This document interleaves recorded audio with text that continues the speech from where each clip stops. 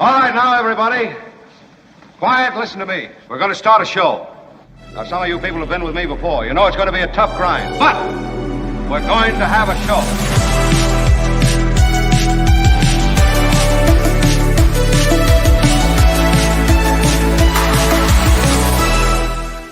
And hello.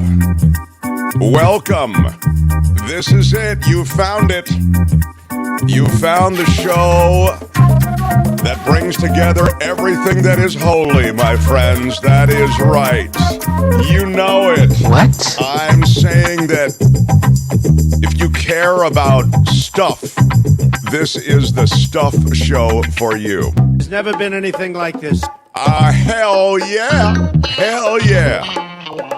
I will tell you a story about a conversation I had yesterday with Jefferson Graham, who is our regular tech reporter.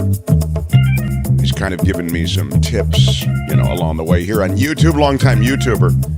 And he had a thought about that drop, so I will share that along with other stuff, if we get to it. What? We kind of bounce around. I know, we bounce around a lot of different stuff. I promise you we will get to politics today with John Rothmann, who's a great political mind and political historian. He'll stop through. Also, we have an author, and she's a fabulous, at least her resume is fabulous, and this book looks super intriguing. That's in the 11 o'clock hour. Plus, we talk about the new deal that was made between the PGA. The PGA, that's the, Pro Golfers Association? Is that what it is? Albert, you're our golfer in the crowd. Albert is here, of course. Yeah. Okay. So, Albert, thank you. The PGA was penalizing players who went over to this new LIV Golf Association, or LIV. What do you say, Albert? Do you say LIV Golf? So they did punish all those that basically defected from the PGA, right? And they encouraged the PGA players to stay. But people were leaving. Players were leaving because they were getting an exorbitant amount of money. Yeah, sick money going over there. Like $250 million just to play golf. That's not even winning tournaments. Just to join the league, you get this. You'll get this money. But it's a rogue league, this LIVC. So if you go to the rogue league, you'll be penalized by the PGA, which is a nonprofit. They are a 401c whatever. Kim, what is the C that they are? They're a 401c3 or a 401c5? I don't know. I don't know. Kim, how are you? Anyway, point is that LIV Golf threw big money at golfers, and they went over there and they had this amazing tour. And we may as well get into it because I've started it. It's remarkable how the PGA said, how can you go to this Saudi league, this rogue league, because the Saudis are these human rights abusers, and, they've got a history of human rights abuse that crescendoed with the grinding up of that journalist. You heard this. Yeah, they even mentioned 9/11, and they discouraged. It was like a whole list of ideas and of it why, was the why you shouldn't go. The Saudi smear is what they had. They were smearing the Saudis. It's more than just golf. Humanity demands that you not be part of this LIV league. And the golfers said, but look at all the money we're getting. Right. And they went to that league, but some high profile, Tiger Woods among them, some high profile golfers didn't go. And as a result, were not penalized, and they were applauded for their loyalty to the PGA. Cut to 2 years in, and now the PGA and LIV Golf are a thing. They're dating, and it looks as though they're going to get merged. And why? It seems clear to me, because of money. The Saudis bought golf. Let's be absolutely blunt about it. The Saudis took the PGA, bought them, And now they've made this deal, and now the PGA can't say enough in the way of nice things about the Saudis. It's as though the amnesia has kicked in immediately about everything they said before. Albert, play us a little bit, if you would, please. These are reactions, I think, from players. What does this mean for these PGA Tour guys who were told last summer, hey, no, fellas, don't take this money. Be loyal to the tour, right? That's bad money. You don't want to take that money. And then you wake up on Tuesday on Twitter and find out, oh, wait a, they took the money? Yeah. How does that work? Yeah. And it's really dodgy because, Pat, no one knew. And I'm talking, think of any player you could think of. Like, who's the players you think of? Rombo. Think of that player. Scheffler. He didn't know. Rory McIlroy, though, he's been the president of the PGA, and Jordan Spieth. I'm talking about a guy who's pretty legendary, who's been at it for a long time, who makes, I'm just told no one knew. No one. Tiger got offered $750 million or $800 million too at one point. Isn't that crazy? Now, I mean, I'm all saying. Right, so you've got that's what Scott Van Pelt, and that's Pat McAfee, yeah. Pat McAfee, right? Who's a football player, former football player. Yep. And they're right. They're right. It's worth noting because, as usual, it's not just sports, right? I love it when people say, well, it's baseball. Baseball's just a game. No, it's not. It's a business. That's why the A's are going to Vegas. That's why there are new problems with the A's in Vegas.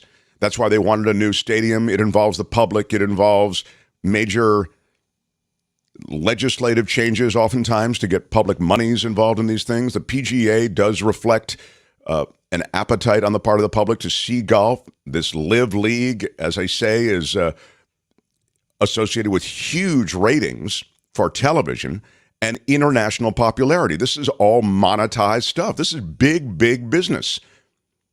And, I think about the PGA too also, and we can move on after this, but, I was just thinking about this, Albert, because you're the golfer here. So, I mean, golf isn't exactly a sport that's been typified by egalitarianism and some kind of purity when it comes to a moral compass. Thanks, Tony. You know what I mean?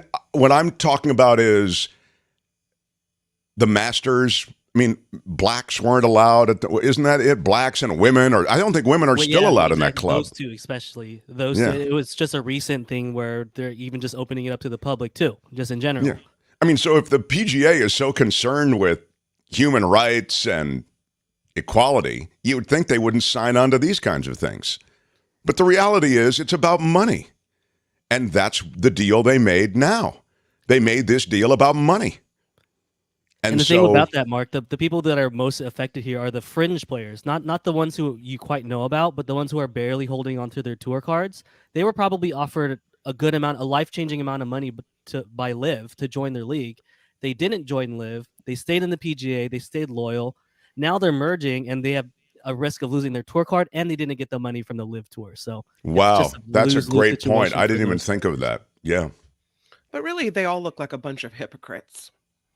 Yeah, well, they are a bunch of hypocrites. You just said, like a couple years ago, they mentioned all these things about, Saudi and the smear, and then just out of nowhere, not even the biggest golfer in the world knew about this news, and it just broke on Twitter yesterday. Mm. Yeah, that's right. I mean, it was wild how they made this backroom agreement. But anyway, that's what's happening with that LIV tour, everyone. I know you were following it. It is big news. Precisely because it involves some of the biggest names in the world, some of the biggest athletes in the world, and it's just another domino. The Saudis are already into English, the football league over there in the UK, and they're making their way through golf. And who knows? They're going to make their way to American football. What's next? I don't know what's next. There's a lot of money. Well, let me mention this. This is how the Saudi thing gets back to politics. And it's Saudi Arabia pays cash. Saudi Arabia is now, having received the same kind of descriptions from Joe Biden that the PGA provided them when they first, or smeared them with when they first began this rebel league. You remember Joe Biden said, I'm going to make them outcasts. I'm going to make them pariahs as a result of, this regime is a Adnan Khashoggi. Is it Khashoggi? I'm sorry, MBS. Khashoggi is the journalist that was killed. Mm-hmm. And what they did to Khashoggi, MBS and henchmen, is reprehensible and unconscionable and grotesque, and we're going to make them, as I say, pariahs. Well, if you look today, right now, as we speak, the Secretary of State, Anthony Blinken, is where? He's in Saudi Arabia. And he's in Saudi Arabia because they're trying to create a better atmosphere between the administration of the United States and the Saudis right now. And they're trying to get a bigger foot in the door with the Saudis because of the rise of China and because of Saudi interests in the Middle East. And essentially, they're trying to broker a better feel for the Saudis diplomatically in the Middle East with surrounding countries. So you see how diplomacy and international politics and politics generally is ruled by money. And gas and prices at the pump are affected by Saudi declarations and supply chain. So as the Saudis have cut back, I think Kim had this in her news yesterday, they've just declared that they're cutting back on oil and oil supply for the summer. There was the story, and again, I think Kim reported on it, that prices of gasoline at the pump may begin to rise. Your relationship with the Saudis is critical. And you can try to build energy independence, but sadly, the world and the United States still has a relationship with the Saudis that is complicated and continues. So that's where the shoe pinches in a bigger way beyond just this rebel league. The Saudis have an oversized seat at the table because they provide this stuff that we use to power our lives. And because they have a lot of money as a result of selling that stuff. And with that money, they buy out the league in golf and they buy up anything they want. As Albert says, they're buying up soccer, they're buying up and Donald Trump, right? Donald Trump was a president. Saudi Arabia pays cash. He said that as president, and you'll recall that, and this is something that Chris Christie mentioned yesterday in his town hall. You'll recall that the Saudis were the ones who stepped up and provided Jared Kushner with $2 billion to start his fund. $2 billion. He didn't have any investors in his fund. Jared Kushner isn't some investment whiz kid. As a result, he couldn't get any outside investors. One of the last official, that is when I say official, you and I paid for it, trips that Jared Kushner took was to Saudi Arabia. The Trump administration ended. Kushner left the administration. Now, as a private citizen, he starts an investment fund. And who are the first investors? The only investors, essentially. The Saudis. $2 billion. That is the kind of transactional relationship that I think the last administration had with so many different countries. And I think, honestly, it goes on in Washington, but never as nakedly and never as on a grand scale as we saw with the Trump administration. All right, now, Albert, quickly. The Mark Thompson Show. The Northeast is choked off by all of this smoke. Do you have a report on it, Albert? Yeah, I do. All right, here we go. This is a little sense of it. You'll get it from the Today Show. This morning, those strange and dangerous scenes in the skies above a large section of the United States. Wildfire smoke from Canada. It's affecting nearly 100 million people across 18 states. Check out a couple of these literally breathtaking images. These are all along the East Coast, taken within just the last 12 hours. We've got a hazy Yankee Stadium. Those crazy smoky sunsets, a moon. It looks like it's out of a sci-fi movie. So we've got everything we need to know. Al is out on the plaza. He's going to break it all down for us. But first, Emily. Al doesn't look too bothered by it. Al's got that.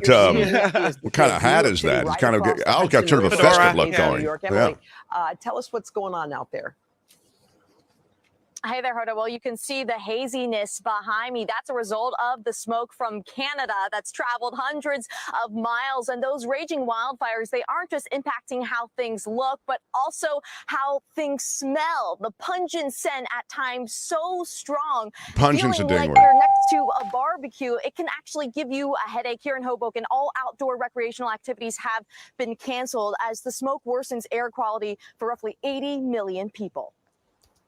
As sweeping wildfires in Canada rage on this morning, hazardous plumes of smoke from those towering flames are seeping into the U.S. From the Northeast to the upper Midwest. It was real hazy flying here. We could, even flying out of O'Hare, we could barely see the downtown Chicago area. The thick smoke even drifting hundreds of miles south, hiding mountain peaks in the Carolinas. Tens of millions of Americans set to face air quality alerts for a second day in a row, with yellow and brownish hues creating apocalyptic scenes splashed across social media. Never seen nothing like this in my life. This is not a filter. I feel like I'm on an episode of The Last of Us.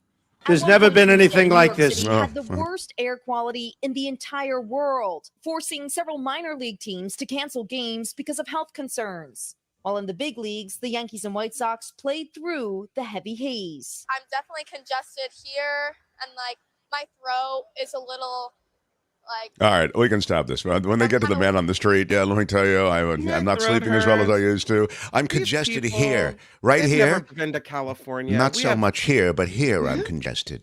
We have smoke every year. You know, why are they're standing out in it saying, oh, the sky is hazy. I can hardly see. Put on your KN95 mask, bonehead. Jeez. Wow. Kim with some tough love for the... Kim, how are you? She's, I guess that birthday didn't quite go the way she wanted it. Man, I am quite sympathetic. This is how we do in California. I mean, I'm quite sympathetic, actually. I understand that is true, what Kim is saying. We've endured it. In fact, we have not only the smoke that we look back on just 2 years ago, but ash. I mean, if you're in San Francisco Bay Area, there's literally ash on the cars when you came out in the morning to drive to work. And that's true in Southern California, too. I don't know where you're watching from, but you know, Californians, Kim isn't wrong. I mean, she is wrong to be so unsympathetic. I can't believe Kim, how are you? But I do think she's not wrong on the facts. We've certainly endured our... but Kim's view is, suck it up. Well, what are you going to do? But then you don't, dance around talking to the media. You go get your KN95 mask or stay out of it so you don't breathe it. We know it's dangerous. It's not new to us. So. Yeah, no, it's true. I mean, it is true that they ought to take, and they should have the KN95s because of the COVID epidemic. There should be some lying around. Anyway, it's for 2 more days, I think they're going to endure that in, all those states affected. I mean, it's the Ohio Valley, Northeast. It's quite a wide swath. How are your parents faring? Because they're in D.C. and that's affected, right? Yeah, I haven't asked them, but I will. I think they're indoors most of the time. Although, unless you're running air filters and everything, I mean, indoors can be tricky as well. It's certainly bad. But when you're dealing with 93-year-olds, the physical exertion isn't quite as intense. Also, I mean, the lung capacity isn't as intense. So, right. Yeah. What he's got going here is it's a situation. It could be a situation. So, smash the like button like a boss. I've got something happening in San Jose I wanted to mention to you. The Mark Thompson Show. If you're just joining us, we like to focus from time to time on Bay Area news. We have a lot of Bay Area viewers. The largest ever RV safe parking lot site. It's approved by the San Jose City Council. It's going to be almost $20 million. San Jose's Berryessa neighborhood, the site of a massive RV parking lot, if everything works out. City Council approved almost $20 million lease, $18.9 million. They want faster interim options to combat the homelessness crisis. There's never been anything like this. Yeah, the site will host up to 85 vehicles, they say. It'll be the largest of its kind. It's located along Coyote Creek. It'll allow RV dwellers to legally park with no maximum stay. This is an area that's surrounded by mostly industrial buildings, apparently. San Jose City Council's unanimous vote, Kim. It's a 10-year lease, a 6.3-acre parcel. The city expects that all expenses for the site, including services, will amount to about $24 million over a 5-year period. Is the city paying for this? How's this working? The city will lease the site, right? They don't have an opening date yet, but they'll lease the site from Terreno Realty, which bought it in 2021 for $23 million. RV dwellers on the border of Districts 3 and 4, the North San Jose areas where the project is located, will be given priority. And the city is considering whether to initiate no parking zones on streets where RV dwellers once parked. And once this thing is up, essentially what they're saying is, okay, now that you guys have a place to go, now there's no parking on these streets. So you can't park your RVs there. The city's first safe parking RV site offering long-term stays is going to come online this summer at the Santa Teresa Light Rail Station in south San Jose. 45 vehicles will have space there. At least 400 people live in RVs across San Jose, according to the city. 400 people living in their RVs. You can imagine there was not a lot of support for this in the neighborhood, but the city council passed it nonetheless. So that's the largest ever RV safe parking lot approved by the San Jose City Council. Well, we saw the Wood Street encampment in Oakland, which was, an illegal RV camping area, and Right. how much trash and fires and, chaos it caused. So perhaps having one run by the city where maybe they provide garbage services or security or something will help people. I know that Coyote Creek area already has a lot of homeless encampments. They've tried to clear it out. People just move back in. So No. maybe it's a good thing for people that, are struggling, that need a safe place to be. Safe is the operative word. Well, the other thing is you want to get them off the streets. You want to get them off the residential streets. There's a lot of that. People are saying, hey, I didn't sign up to have an RV park on my street. Right. And there is a question of sanitation, dumping a lot of the stuff, I'll just say, Trash. that's in, Yeah. it's trash and it's excrement. It's all, all this stuff that's just awful. So there has to be a way to safely handle that as a community. So this is that as well. The Mark Thompson Show. Well, this is weird. Frank Somerville, the ex-KTVU anchor, released from jail and then was arrested again hours later. Albert, do you have the story on this? This morning, former KTVU news anchor Frank Somerville arrested twice overnight in Berkeley. Raina Harvey is here with the details and what happened. Raina. Yeah, well, James and Daria, that first arrest happened last night just after 7 o'clock. That's when police say they responded to a family fight at Somerville's brother's home. Now, officers say Somerville was being restrained by his brother when they arrived. Somerville reportedly refused to take a blood alcohol test. Now, in the end, police say he was arrested for criminal assault, public intoxication, and violation of probation. Now, that second arrest came shortly before 3:30 a.m.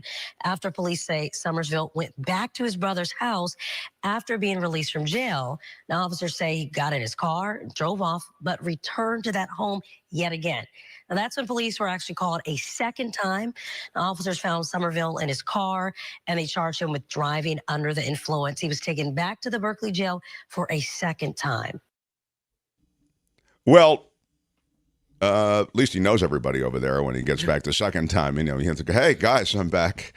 It's a sad situation. I don't know what to say. Watching someone hit rock bottom. Yeah, I didn't. You're watching it, I didn't do the story when he first ran into trouble and they took him off the air at KTVU. I did not do that story on KGO. I felt it was, I don't know, I just felt bad, Yeah. This is an extraordinarily weird story and he being arrested again, and he's a high-profile person, and so we do the story here, but I do feel, it's a sad thing. It really is. This is a guy who sacrificed his career for this demon that clearly I would suggest, I mean, respectfully, it rules him in a way that has undermined his ability to live life. And, it's he's 65 years old, and, he's got to get some help. Yeah, I thought he was going to bounce back. A couple weeks ago, he did, I think, an interview with the Chronicle, or it was a publication saying he would like to get back into working again.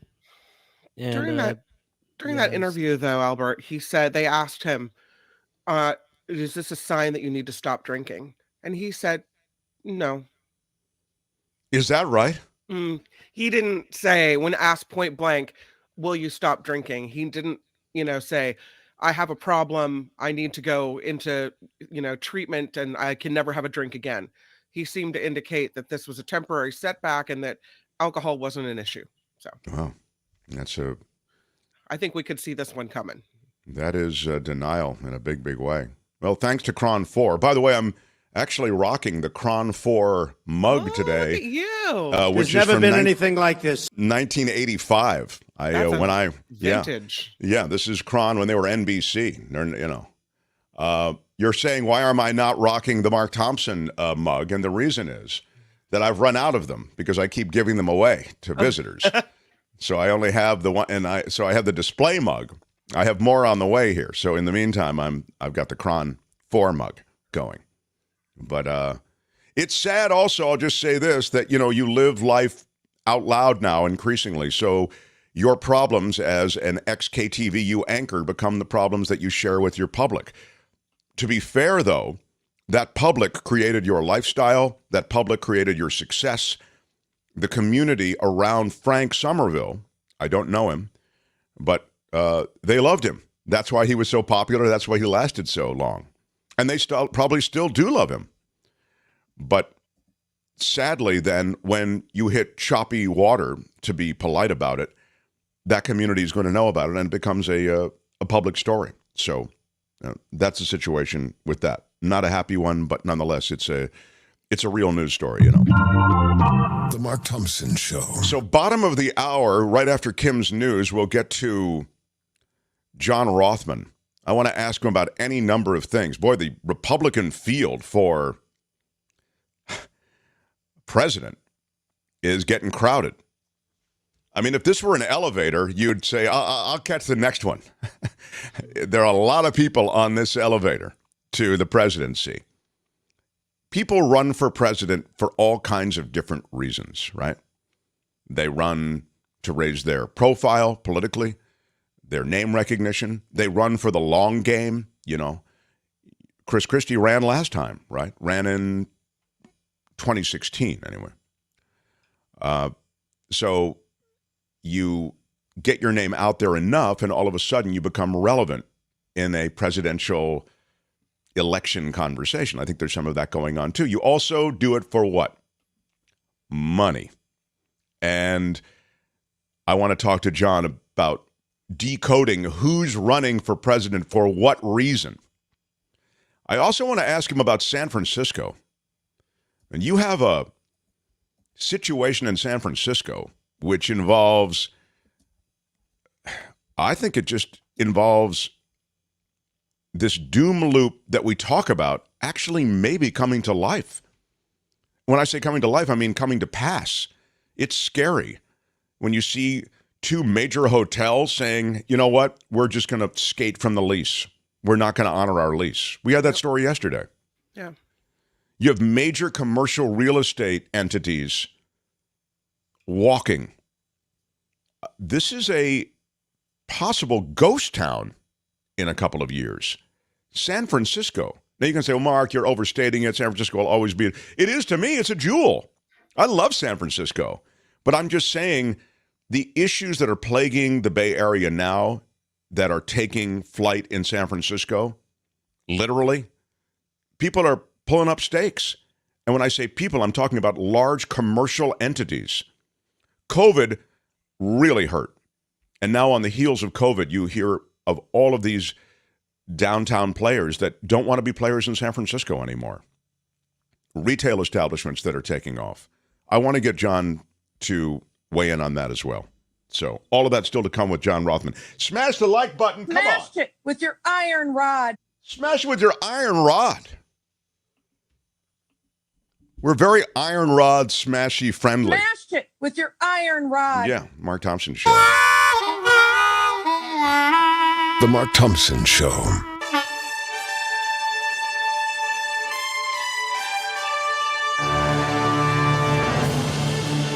On the Mark Thompson Show, I'm Kim McAllister, and this report is sponsored by the lovely folks at Tenuta Vineyards and Tenuta Winery in Livermore. Yay! Let's start now. Woohoo! Woohoo! With a story Mark was just mentioning mere moments ago. The top Democrat in the Senate is now issuing a warning about climate change as wildfire smoke blankets a large part of the East Coast. States in the Northeast and the Mid-Atlantic reporting dense smoke from fires burning in Canada, and this has been going on for weeks. Senate Majority Leader Chuck Schumer called the wildfires unprecedented, arguing climate change continues to make natural disasters worse. So look at that picture. Imagine breathing all that in. Yuck. Former Vice President Mike Pence releasing a new campaign video this morning. Here's a picture of Mr. Pence. It's his 64th birthday, and he decided it was a great moment to attack the Biden administration on what he calls the radical left. In the video, Pence says the country is in trouble and different times call for different leadership. Looks like a deadly plane crash in Virginia last weekend, they say now was caused by the sudden loss of cabin pressure. It's a picture of last week when they had to scramble some fighter jets over Washington, D.C. because this plane lost cabin pressure. Aviation experts say a pilot would have just 30 to 60 seconds to put on an oxygen mask before becoming unconscious. This plane's pilot was seen slumped over the controls before flying into a mountain range. All 4 people on board were killed, including Hampton's realtor Adina Azarian, her 2-year-old daughter, and their nanny as well. Senate Minority Leader Mitch McConnell is urging his colleagues to reject several of President Biden's nominees this week. Thanks, Mitch. While speaking from the Senate floor, the Republican said the chamber will consider a slate of radical nominations unworthy of confirmation. He specifically pointed to David Crane, who's been tapped to serve as Undersecretary for Infrastructure at the Department of Energy. Radical nominations. All right. There is a Florida woman who is white who is now being hit with multiple charges for allegedly shooting and killing her black neighbor. According to the Marion County Sheriff's Office, Susan Louise Lawrence is accused of killing 35-year-old mother of 4, Ajike Owens. The incident has sparked protests throughout the region calling for the shooter's arrest. I mean, it seems to me there has to be an arrest there. My God. Through a closed door, right? Yeah, there's the details of the shooting I don't have, but it would seem someone would need to face charges. Yeah, I'm sorry I had to step out for a second and handle him, but this I believe is the story where she was shot. The lady on the right was shot. Correct, shot and killed. Yeah, shot mother and killed. of 4. Yeah. Mother of 4. Mother of 4, and what happened was she approached the woman on the left. I'm sorry if you No, I don't mean no, to. please, go ahead. The mother on the left, the woman on the left, was complaining about the kids who were playing in the adjacent yard. Okay. And then she threw one of their iPads, I guess, at her. This is supposedly, allegedly, however you want to say it. And it hit one of the kids. And the kids did flee. They went back to their mom. Okay, they're on the right. And she went over to the lady's house. She gets to the door, and probably they're yelling at each other through the door. And the lady on the left shoots her through the door, through the closed door, and kills her. And so that's what's going on there. And it seems to me clear you can't shoot someone through a closed door and kill them without charges being I don't even know how leveled. She's not already being charged. How does that even work? Right. So. I mean, yeah, what a sad story. And now we're hearing this. Natalie says, I read she threw a roller skate at the child. I mean, threw something at the child. I read iPad, but it might have been a roller skate. Oh, that's awful. She has been arrested, says William. So, yeah, I mean, it seems the arrest is inevitable, right? I don't know you'll get a conviction, but I would think you would. But either way, it's an insane tragedy. This woman on the right is a mother of 4. What do those kids do? It's crazy with the guns. Sorry. Let's talk about Binance, because it appears that now the Security and Exchange Commission wants to freeze the assets of the world's largest cryptocurrency exchange. Federal regulators asking the court to issue a temporary restraining order to Binance, the SEC accusing Binance of ignoring laws and evading regulatory oversight. So, Binance, money frozen. So you're telling me that in the crypto world there was something shady going on? I mean, this is imagine this. I really never would have There's thought never been it too. anything like this. Right. Well, I mean, sometimes you got to do what you got to do to make more money, right? Right, exactly. We support all shadiness. Is that what you're saying, Kim? Kim, how are you? Very similar to what's happening in the golf world right now. I don't know. Yeah, there you Just go. a thought. So, travel. Google is now partnering with Priceline to offer travel results through an AI chatbot. The two companies say artificial intelligence chatbot technology will make the travel booking process easier. The generative AI tools from Google will allow prospective travelers to communicate with the chatbot when making their travel plans. Wow. Well, I'm sorry, Mark. couldn't be. Where did you want to travel today? It couldn't be more difficult than it is already. So maybe it will, maybe it'll improve it. Border Patrol agents say they recently caught a man trying to smuggle rooster fighting blades into San Diego. The man was stopped at the San Ysidro port of entry with nearly 700 rooster fighting blades and spurs, as well as animal medications. He's now in the custody of Homeland Security. Jeez. That's a lot of fighting blades. It's such a brutal. It's a brutal. What they put these animals through. It's this cockfighting and the also dog fighting, and they'll.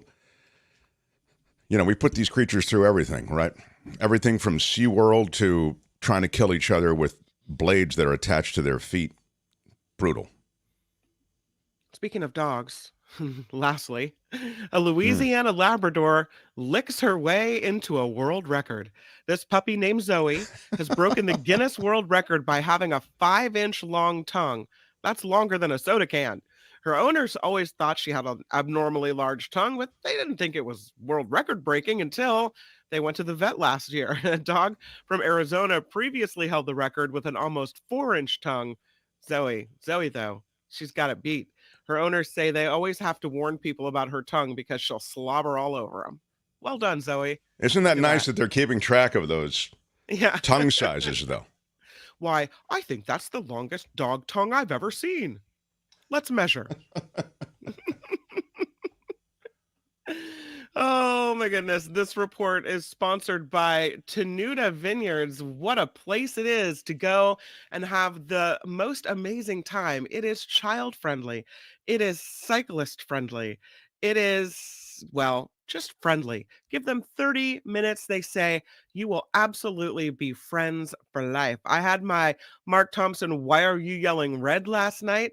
I'm telling you, that is some good wine. That's some good juice, everybody. Yeah. Why are you yelling? Juice. They've also got the Hey, which one of you is Mark Thompson Pinot Grigio? That's a fine for an afternoon. I love that in the afternoon. Yes. And interestingly, and I've been to a lot of wineries because I live here in the North Bay. Of course. Hey, which one is Mark Thompson? Wine country, Sonoma County wine, Napa Valley wine, all in my backyard. I've never seen a winery with a tap room, but they have one. You always have that person in the wine tasting group that prefers beer. There's never been anything like this. Yeah, it's true. Take them to Tenuta, because at Tenuta, they've got a dedicated tap room. They support local breweries, and they're saying this is a genius move because everyone is a wine drinker, and they can not everyone is a wine drinker, and they can also cater to the beer lovers in the group as well. Sure. So, yeah, well done. It's a dream come true, everybody. Over there at Tenuta. I love it. Tell your little friends the dreams do come true. By the way, I am going to be making an appearance at Tenuta. I haven't even told the Tenuta people. What? Yeah, I'm going to be swinging through there the week of the 24th. Well, you have to make an appointment. They don't just let you in. Oh, well, maybe. There's never been anything like this. I'm planning on it. I don't know that it's all going to work out. Surprise visit. There's Kim no, is going to be hosting the show. They do this to me all the time. I don't know what the hell they do it for. I'm going to grab Rothman, and we're going to go over to Tenuta, and we're going to get hammered in the Livermore Valley. That's what's going to happen. You need to make an appointment by calling Rich at 925-699-4576. Let them know you're coming, and they'll have everything all set up for you and ready to rock and roll. Tenuta is Tenuta. You can order through the mail, too. So check them on out online. Tenuta, Tenuta. And don't forget to get your 10% off at Tenuta by just giving them a call and saying, smash it. With your iron rod. Yeah, That's smash it right. with your iron rod. They get you the discount. And that's all right. a Mark Thompson Show special. I'm Love Kim our McAllister. Tenuta people. Thank you, Tenuta, for sponsoring our newscast. Mark Thompson Show. Yeah. What could this be? Let's look. I'm so excited. It's the Mark Thompson Show.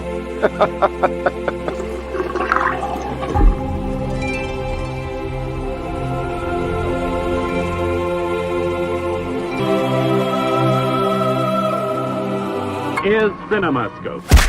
Yeah, come on with Shadow Stevens. Is that the coolest? Love my Shadow. So great. Great supporter of the show, the voice of our show, Shadow. Now, next week, will we have the interview with Shadow Stevens? Oh, yeah. Kim? We'll have it. Kim is hosting the show. What? Yeah, well, I will be doing a bunch of different segments on the show, but Kim is actually hosting because I've got to go over to try to make some money. So, but I'll still be part of things. That's real. Yeah. Anyway, look, this guy is so generous to come in on Wednesdays. We adore him. He is a political historian. He's a great mind when it comes to so many things, not only politics, but government and what's happening in the Bay Area and beyond in California. How about it for the great John Rothman, everybody? You sexy fool. How are you, John? Yes. Great. I have to wish Kim a very happy birthday. I know I'm a little late one day, but I want you to know that I would raise my glass of Tenuta grape juice. Kim, how are you? Yeah. Isn't that nice? Thank yeah. you, Well, John. Kim, I got your email yesterday. That was really sweet. oh, did he send you a birthday email? He did. Oh, Yeah. that's very What? nice. I know. Wow. He's a nice man.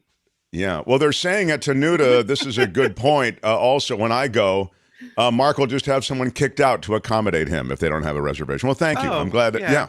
Well, I am a big deal. So I'm just saying it's time kind of a big deal. When I belly up to the Tenuta bar, I want my spot. Yeah.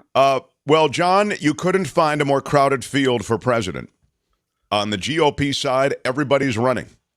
Tell me, if you will, I was mentioning in the last half hour why people run for president. It's not always to become president, as I'm sure you would agree. I wonder if you could decode a little bit of this field and tell us what you think may happen. All right. First, let me point out I'm the biographer of Harold Stassen, who ran for president 10 times, never succeeded. But I once asked him, Governor, why are you running all the time? And he said, it keeps my name in the news. I get to say what I think, and people interview me. So it was a question of attention getting. There is a second factor, I think, for a lot of these people. They have a political future. And if you can say you once ran for president and you tried and you may not have succeeded, but try again, who knows what might happen.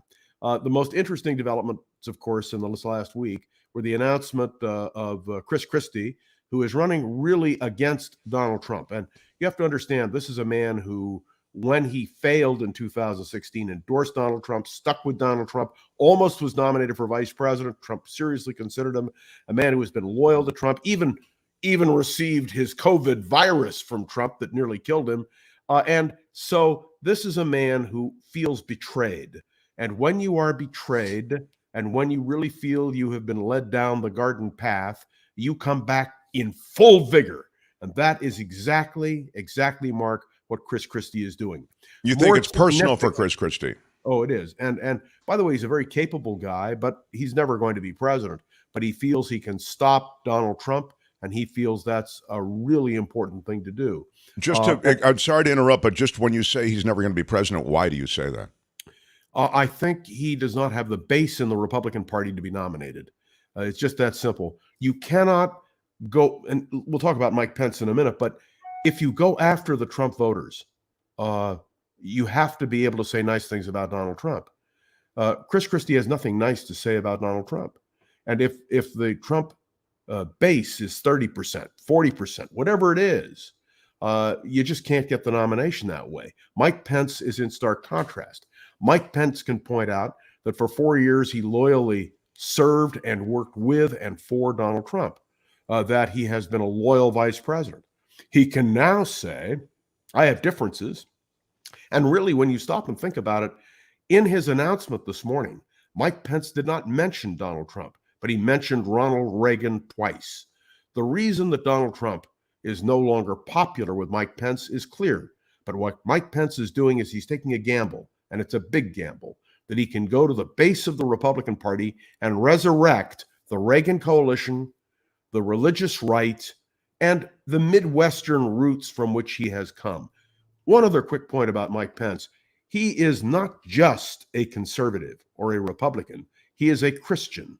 And let me point out to you, his autobiography is titled, So Help Me God. For Mike Pence, who was born a Catholic but became an evangelical Christian, this sense of devotion to God is critical. So I think that we're going to see in Mike Pence, who's going all out in Iowa for one reason. It is the first one that matters, but it's evangelical voters. They are in Iowa. And he feels if he can do it anywhere, he can do it in Iowa. So tonight, just so everybody knows it, don't call me, don't email me. Between the hours of 6 and 8, I'm going to be listening on CNN avidly to Mike Pence, as I did, by the way, to Nikki Haley, who makes a wonderful presentation. On foreign policy, she was absolutely rock solid. The problem is she, like Mike Pence, is to the right of Attila the Hun. They're outside of the range of American politics. So I think anyway. And so we'll have to see. But I'm looking forward to the Pence candidacy. And if you have not read his book, So Help Me God, it's worth reading. Worth reading, why? Because it's an insight into who he is, what he loves, what he cares about. And when why I'm sorry, I don't mean to be argumentative at all, but why do I give an S about what Mike Pence? I think I have a pretty good feel just based on your description. He became an evangelical Christian. We know where he stands on various things. He tried to do these gay re-education camps, and when he was governor, he sapped Planned Parenthood of monies, and he redirected that money toward gay re-education. He's a despicable guy, as far as I'm concerned, in terms of his policies. I don't really care what informs those policies. I don't disagree with you one whit. But why do I want to know? Because when you and I have a conversation about Mike Pence or about Nikki Haley or about Donald Trump or about the other 10 candidates who are running at this point, I want to be informed. And what I do, I hope, both for you and, my podcast is up now, Around the Political World with John Rothman. I do it every morning. It's only 8 to 10 minutes. And I really try to give you my view on these things. It's because, Mark, that's how I stay informed. No, of course. Very well put. All right. So let me ask you then, for the rest of the field, do you have any thoughts about the rest of the GOP field? Everyone in the chat is saying essentially, no one will make a blip. No, none of these people really have any chance to. And you're kind of saying the same thing, although you put Pence in another category, don't you? You really feel as though. Let me also point out to people, there is going to be an indictment of Donald Trump. There may be 2 or even 3 indictments of Donald Trump. And it's a long way until we hit the Republican convention in 2024. Politics is shifting sands. You never know what's going to happen. I cannot help but reflect that it was on this day in 1968 that Robert Francis Kennedy died. Imagine if Kennedy had lived, how the course of history would have been different. So nothing in politics or in love is locked in completely. And as long as we understand that, love, war, and politics are imponderables. The other big question is Ukraine. And if you are noticing, the Ukrainians are launching their offensive. There is a division. I'll probably talk about it tomorrow morning, at least I hope to, on my own podcast. But I want you all to be aware there is a division in the Republican Party. between the Senate and the House Republicans that is profound. And this is really an important issue because not since 1940, when the question of isolationism versus interventionism was in play, have we seen this kind of dynamic in the Republican Party. One other quick point I was asked in an email, has there ever been a vice president who has challenged a president in this fashion? And the answer is yes. You go back to 1940, John Nance Garner, who challenged Franklin D. Roosevelt. And Garner, of course, lost, but he did what he thought was the right thing. Never attacking Franklin D. Roosevelt publicly, simply going after policies. I don't think Mike Pence will go after Donald Trump in a personal way. I think he's going to go after Donald Trump to try to, on issues, and I think Ukraine may be one of them. Interesting. I'm looking at the chat, and by the way, you get a lot of love for your podcast in the chat. Here's RJ Dunn. John, love the podcast. Dearly wish it was longer. Listening to you makes me more well-rounded politically. Something we all need. Yeah. John around says, the political world with John Rothman. That's the end of the commercial. And we'll mention it again at the end. John Anderson, Pence is too Christian and too hated by MAGA. He's a loser. Those indictments are just helping Trump, says Lori. She banking may not be wrong on the martyr card. His base, the roughly 35% of the Republican Party, and I'm splitting the difference between 40% and 30% of 35%, they really view this as a persecution, not a prosecution. And he is going to take a lot of comfort from the fact that the people who love him. Remember, Mark, the very famous statement, which you and I have talked about before. Donald Trump said, I could shoot a person in middle of Fifth Avenue and my supporters would stick with me. And that's exactly correct. So remember, if you're running for the Republican nomination for president, you not only want to win the nomination, you want to win the election. In order to win the election, you have to get the Trump base in line. If you lose the Trump base, you can't win the nomination and you can't win the election. The prediction that is made now by some, and it's just a prediction which I'm not sure will come true, is that Trump will win the nomination and then lose the election. What that would do would be to perhaps clear the cloud of ill will in the Republican Party. But he is still a major force, and his supporters believe in him, period.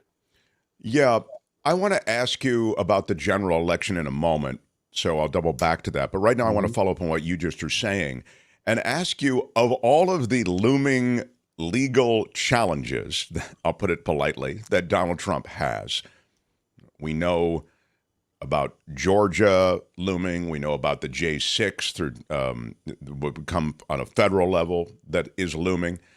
We know about this document case, which is rumored to actually be indictable this week. So there are all these rumors that have been swirling for a while. And the J6 thing is what I'm talking about on the federal level. Of all of those, or the ones I just mentioned, and whatever ones you can conceive of as well, are any of them capable of carving up Trump? Or might it be death by 1,000 cuts? So many indictments, so troubled a candidate that he begins to bleed out? Or is it, as you say, always viewed as that persecution, not prosecution? I guess what I'm asking you is what carries the most weight of some of those things that I've mentioned legally and politically? I think they all do, but January 6th is particularly critical. I remind everybody, read the January 6th report. There's a summary. It's fascinating. It's just a scathing indictment. But the second aspect is Georgia, where I'm convinced there will be an indictment, and where there's his own words against him. And of course, what you're talking about now, the document situation, is also critical, particularly if there was a cover-up. So when you ask me which one, I say all of the above. Will it matter to people like you and me who are critical of Donald Trump already? It will matter. It will matter greatly because we are really concerned. But I talked with a Trump supporter the other day who said all they're doing is trying to nail him. They don't care what it is, and they're just going to keep throwing things at him. And then the kicker comment was, and John, by the way, he's never been gotten on anything. Well, I mentioned the question of the sexual assault. Oh, that's dismissed. It isn't real. But my own sense is that he is going to be indicted, that it's going to be fascinating. And a lot of these Republicans are running on a silent bet The bet is that Donald Trump will really be guilty of something, and that will knock him out, and that will open things up. And I think that's what they're counting on, because although the timetable on all that, John, as you know, I mean, even assuming it's very, very tight. And you can, and you've made this point before, you can win the presidency from prison. I mean, you can absolutely be guilty. Let me remind everybody, Eugene V. Debs ran for the presidency in 1920 as the Socialist Party candidate for president, got almost 1 million votes while he was in jail, and then, just so everybody knows, was never pardoned. He was granted clemency by Warren G. Harding on Christmas Eve, 1921. Mm-hmm. I am looking at all of the. By the way, where did you run into a MAGA supporter and get into a big thing? I love that. Oh, and John says, I talked to a MAGA supporter the other day. Was that at your MAGA meeting, John? Where did you see the MAGA supporter? I have been, frankly, very busy meeting and greeting people here in San Francisco. I get a lot of comments, and of course, I can even go to the bank or the supermarket or wherever I go, and people come up to me and give me what for, which I appreciate immensely. Do you know who I am? Oh, yes. I'm kind of a big deal. I'm sorry. I forgot. No, I was at the museum. I was at the DeYoung Museum yesterday, and a woman came up to me and said, I just love you, John. So, it just goes to show you. Isn't that great? That's never a bad thing. All right. In our last few minutes, I do want to get to San Francisco. You mentioned San Francisco. The San Francisco, and I want to shout out to, how would you pronounce that name? I can't see very well. NNE. N the Jato? Anyway, thank you for the 50. And I appreciate that. And big shout out. Big shout out. All right. Now let me continue with John. But thank you so much, John. I'll double back to that super sticker. That's really cool. We're crowdfunded, John. So we got to. And I hope everybody supports the Mark Thompson Show. Unfortunately, he does not pay me what the Saudis are paying on the golfing circuit. In fact, may I say, Mark, it is a high honor and great personal privilege to work for nothing for you. Oh, you're so sweet, John. That's very, very nice. Let me ask you about San Francisco. You mentioned San Francisco, and I was saying in the ramp up, look, we love the San Francisco area. We love San Francisco for all the jewels that are contained therein. But there's some problems. I think COVID didn't help, but smash and grabs, a perception of lawlessness, homelessness. We've talked about public defecation and urination. These are a lot of things that affect major cities. Let's be clear. It's not just San Francisco, exclusive to San Francisco. But what is now happening, in addition to those things I just mentioned, is you have huge commercial real estate owners who are scared of remaining in San Francisco. And you have those who are leasing big chunks of commercial real estate who are saying, we're going to skate from our lease. Kim had the story yesterday about the two hotel. The Hilton Hotel and the Park Hotel, yes. Thank you. So can you speak to this and what's happening in the city, please? Look, I'm seriously considering running for mayor. I've had a lot of people who've come to me to ask me to run. I have not made a decision. For those of you who have made the inquiry, I probably won't make a decision for a while. But in the meantime, I'm talking to people and having people talk to me. We have to save this city. There are some people who say it can't be saved. I was with some people yesterday and I said, the problems are so serious. How do you really overcome them? If we don't try to tackle these problems, this city is going to really fail. I believe in San Francisco. Whether I run for political office or not, I intend to do everything I can to help preserve San Francisco. But everybody needs to know, with all the negativity, CNN ran a special, then they had a discussion last night on it. The San Francisco Chronicle every single day was something about the problems of San Francisco, certainly the problems that London Breed as mayor is having, the Board of Supervisors, which some people are just absolutely disgusted with. Look, I can only be positive, Mark. This is a great city. It has a lot of value to it. I don't think San Francisco is going to go down the tubes. I believe in the city. I believe in the people who live in the city. The leadership of this city, not just the mayor, but the Board of Supervisors, the business community, the religious community, everyone has to pull together to try to make a difference in this city. And I intend to do everything I can, one way or the other, to help preserve, protect, and yes, defend a city with such a great history and heritage. So all I can tell you is I don't have answers, but I have a lot of questions. I have a very specific set of objectives that I would have were I to run for mayor. And if I run, I'll let you know what they are. I wonder what you would do administratively. I feel as though San Francisco is held hostage by an administrative poison almost. I don't think it's, yeah. We have a weak mayor system. We've always had a weak mayor system. We have a board of supervisors divided up by districts. And I have to tell you, that's one of the greatest disasters that ever hit this city. There ought to be citywide elections again, because then you really have a sense of what San Francisco is doing. The same thing applies with the Board of Education, where we have now an elected Board of Education. I would rather go back to the days when the mayor appointed and then the city confirmed the nomination and in an election. And frankly, ranked choice voting is a disaster in San Francisco. So, I mean, there are a whole series of things that I would run on. And the one thing I can guarantee you is, whether I run or not, I intend to make my view of ways of improving San Francisco come to life. I want to commend Mayor Breed on the sense of what she's doing on the fentanyl crisis. And I want to also say a word about Gavin Newsom, who is being of help. But this is a crisis so vast, so big, so pervasive, and so pernicious that unless we really try to work together as a community, not one person coming up with an answer, but a whole community working together, we will simply sink deeper into the abyss. And we have to avoid that at all costs. Well, that is so well said. In fact, pernicious is a ding word. And I would suggest respectfully, abyss is a ding word. Yes, okay. And at the root of it is a real problem, you know. Thank you, by the way, to another super sticker as we say goodbye to John, and we'll mention his podcast here in a second. Eric Yu says, $20, here you go. Greatest talk show on the planet. You keep me informed. Thank you. Wow. Well, thank you. What a nice thing to say, and big shout out. Big shout out. Yeah. Thank you very much for that. John, I wonder if you could mention again where people can hear your podcast, which is a daily podcast about politics. Right. It's entitled Around the Political World with John Rothmann. I record it every morning around 7:30, 8 o'clock, so I get the latest headlines. I don't go more than 10 minutes. I think the last two have been about 8.5 minutes. And unfortunately, there's no way to have feedback except through people who send emails. So far, there's no charge. I want to be consistent for Mark Thompson and for myself.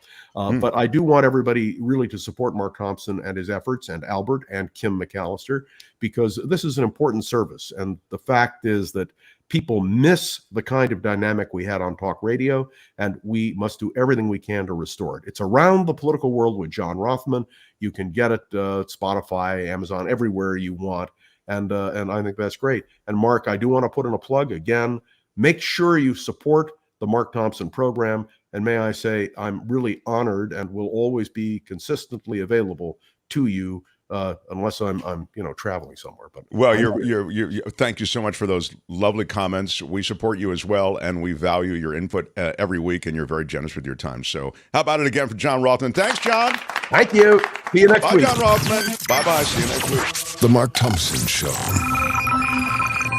We've got a major author to chat with next. I'm very excited about that after Kim's news. In fact, Isabella Maldonado. Exciting. The new book, A Killer's Game, is the new book. And it's a Netflix show, too. I think it was picked up as a Netflix series as well. Wasn't it, Kim? I believe. Yeah, I think it may be. Do you want to skip me? And do me after? I don't want to skip you. I want to do the news. Okay. Well, be careful about volunteering to be skipped, because eventually they skip over you. I just hate to keep people waiting, you know. Yeah, well, I mean, we could do that now. I mean, can you want to do a shorty newscast, and then we can get right to Isabella? Sounds good. Yeah, I think we try to provide a service here, and by skipping newscasts, we sort of undermine that service. So that's my thinking on it. Yeah.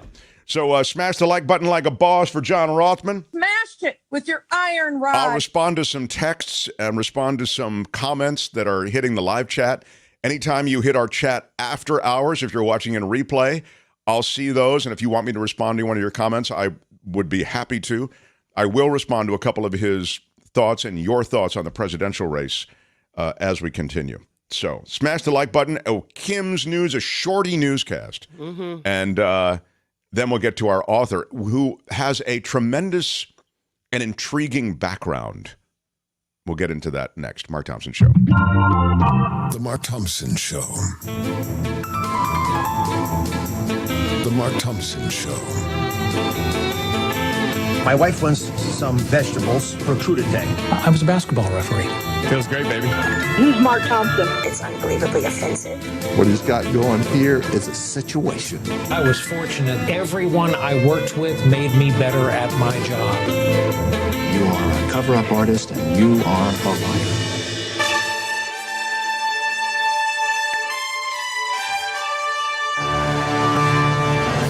I'm Kim McAllister on the Mark Thompson Show. Air traffic in and out of New York may face major delays due to smoke from the Canadian wildfires. Now, a ground stop has been ordered at LaGuardia Airport due to low visibility, and flight operations at Newark Liberty Airport are experiencing significant delays.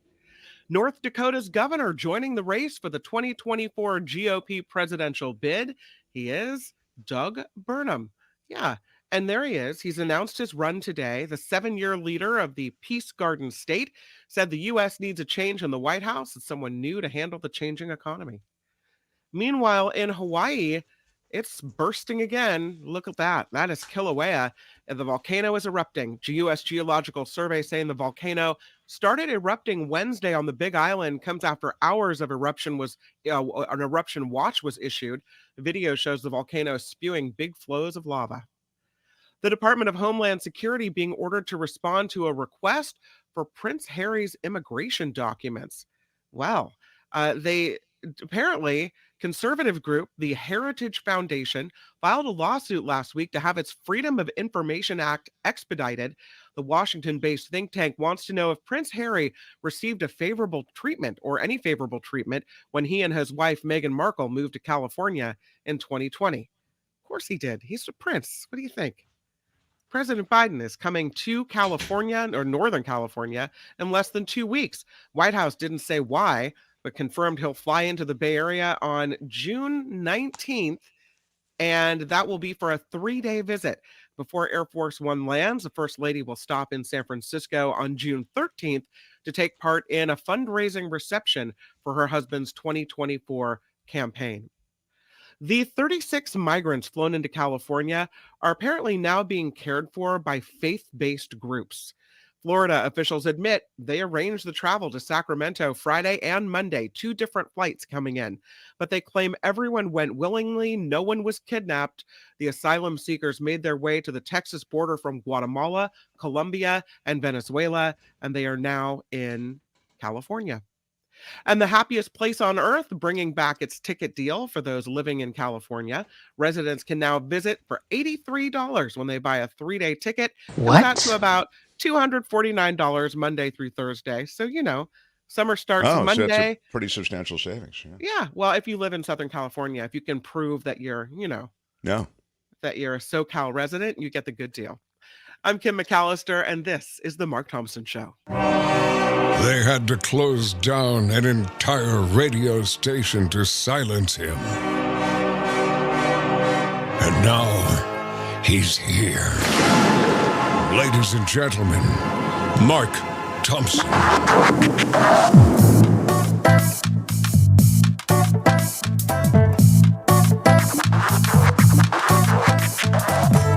I've come from regular stock. I just want to find 11,780. Did you really just do that? ABC knows that I feel like this. I've told them. It had nothing to do with them. May the Spirit guide you in wisdom and grace. How would you handle this? We could try ignoring it, sir. It was great. I loved it. 60% of the time, it works every time. Can you let him finish, sir?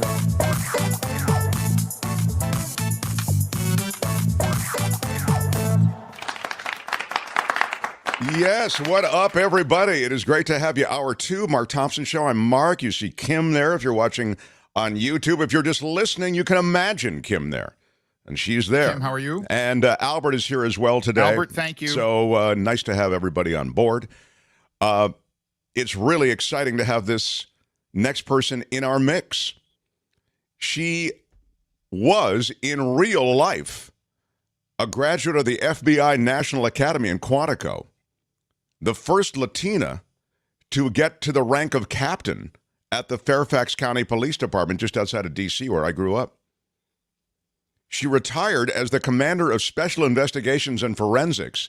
She spent 2 decades on the force, and listen to this. Her assignments included hostage negotiation. I feel as though we could use some hostage negotiation around here once in a while. I think she could talk you down. I think she could do it. I really think she may have that set of skills that I need. She was district station commander, and she uses her law enforcement background to bring a realism to the writing that she does, as you'll hear. She has, as I mentioned, this main character who's been optioned by Netflix in a Netflix series as the lead character. And we'll hear more about that. I mean, it's a feature film on Netflix starring Jennifer Lopez. Oh, that's cool. I know. There's a lot cool with this person who we're bringing on, the writer and the former hostage negotiator. She went from wearing a badge and a gun to now the pen and the keyboard. How about it for Isabella Maldonado? Yay! Look at you, Isabella Maldonado. Nice to see you. It's great to be here. Do I need to be talking you off a ledge? Well, I feel like I live on a ledge a lot of the time, to be honest. I can become downcast, you know. It's tough running your own YouTube thing, you know, plugging the Patreon and the PayPal, the way things support you, you know. But I love that we can talk to a real writer, a real creator with a real background once in a while. It makes my life easier. So thank you for your empathy, but it's not needed now. I feel much better in this moment. Good. So I mentioned your real life world that informs your writing. Your new book is A Killer's Game. Now, tell me about A Killer's Game. And this is part of a series of books that you've done, a series of stories? Actually, A Killer's Game is the first one in a new series that this is kicking it off. The one that is optioned by Netflix is the one that was before this. So, but either way, I'm happy to talk about all of it. But A Killer's Game just came out a couple of days ago, and you have the distinction of being the very first YouTube podcast that I have had an opportunity to do. That is very strong. Well, we wear that distinction proudly. So, the idea behind A Killer's Game is, again, draws on your background in law enforcement and some of what you witnessed firsthand, yes? It does. Part of it, it's like an amalgamation. And part of what I was fascinated with when I was working on The Killer's Game is the explosion in popularity of escape rooms. I mean, they're all in every major city. There's, you find them, they're cropping up everywhere. People are crazy about escape rooms. And of course, being the, sort of a cop, so I have this dark, twisted sense of humor. And I'm like, well, it's fun to go to an escape room until it's real and you really can't get out and the consequences are deadly. So I thought, well, let's put that together and see how that turns out for people. So essentially, do people go into what is like an escape room and then they're held hostage there? Yeah, basically. So the way I wrote this is it's an FBI agent and she goes undercover and she has to partner with a killer because they're trying to figure out, what's going on. There's a corrupt politician behind all of this. I know you find that shocking, but there's like all kinds of stuff going on. But so they're trying to get to the bottom of it. So she has to join like a cadre of killers, and they think that they're going to go there and do some virtual training, but it turns out that it's actually a trap. There is no virtual training. It is a real escape room, and they are literally trying to play for their lives. and she's in there with basically 12 assassins trying to survive. Wow, that sounds cool. Cadre is a ding word, by the way. Thank you. You like that? Congratulations. Okay, yeah. Wow. And yet your lead character in A Killer's Game, she has to stay undercover this whole time while she figures out how to get out. That is part of her. Okay, I've got another word for you. Conundrum. Do you like that? Very strong. Yes. Conundrum. That is part of her conundrum, is that, she has to try to not blow her cover. So she has to pretend like she's a killer and an assassin. But meanwhile, she's got to try to follow the rules. But ultimately, how can you possibly follow the rules when everything and everyone is trying to kill you? Is it Nina Guerrera was the special agent that is going to be played by Jennifer Lopez potentially in this Netflix movie? Yes. Okay. And that one, actually, the first book in that series is the one that they're going to make the feature film out of. And the feature film is going to be called The Cipher. It's named after the book. And that one, when I found out that you were originally from Washington, I had to tell you that what inspired that book was the Beltway sniper case. Oh, yeah. And, everybody, but it's funny, even when I talk to people anywhere, even in other countries, when I've done interviews, because the Cipher is out in 23 languages, so it's taken off all over the world. But even other people in other countries know about the Beltway sniper case. I mean, it made international news, but our department had one of them.